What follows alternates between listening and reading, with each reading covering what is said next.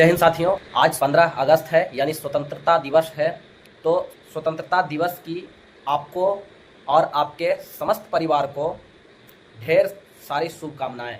जैसे कि आप थंबनेल में देखा होगा कि 99% लोग नहीं जानते हैं कि हम लोगों को आज़ादी 15 अगस्त को ही क्यों मिली। मतलब हम भारत के लोग 15 अगस्त को ही आज़ाद क्यों हुए।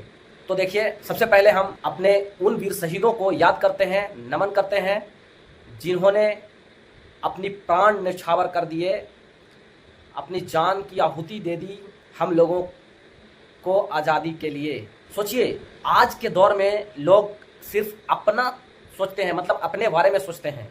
कैसे वो लोग होंगे जिन्होंने अपना परवाह न करते हुए, अपने परिवार की परवाह न करते हुए अपने आप को बलि को चढ़ गए। आज आप सुनते होंगे अपने गांव समाज में कि पहले आप अपना देखो, उसके बाद किसी को देखो।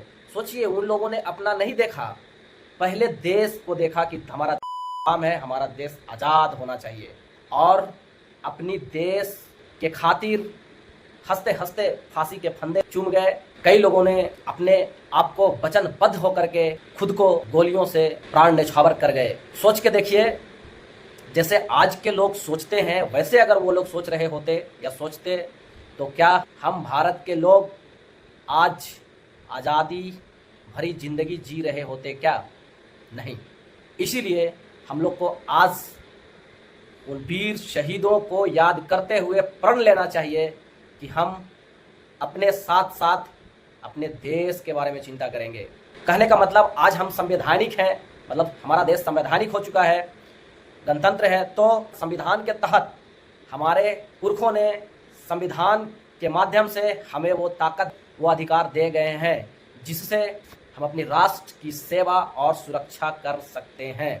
सेवा तो आप जहां हैं, जो भी काम कर रहे हैं, उस कार्य के माध्यम से, उस काम के माध्यम से भी आप देश की सेवा कर रहे हैं। आपका सेवा देश की सेवा है, लेकिन हम देश की रक्षा कैसे करेंगे? सबसे बड़ी सवाल। तो समझिए, हम देश की रक्षा कैसे करेंगे? हम संविधान में दिए गए अपने अधिकारों से करेंगे। जैसे कई अधिकार हैं, लेकिन उनमें से एक अधिकार महत्वपूर्ण है जो हमारे लिए और हमारे देश के लिए अमृत साबित होता है। वो है हमारी ताकत, हमारी मत। यानी कि हम जब सरकार चुने तो सोच समझ के चुने और अपने देश की कमान उनके हाथों में सौंपें जो देशभक्त हो, सच्चा देशभक्त हो, देश समर्पित हो, ना कि वो जुमलेबाजी करता हो। मतलब आपको कहे कुछ और करे कुछ, दिखे कुछ और करे कुछ और। एकदम नहीं, ऐसे लोगों से सावधान रहना है और वैसे लोगों के हाथों में सौंपना है जो हमारी कदर, यानी हम भारत के लोगों की कदर और हमारे देश की कदर करता हो। सचमुच में वो हमारे देश के लिए जीता हो, हम भारत के लोग के लिए जीता हो। तो चलिए, हम उसका जवाब भी दे देते हैं जो आपने थंबनेल में देखा था कि हमें 15 अगस्त को ही आज़ादी क्यों मिली।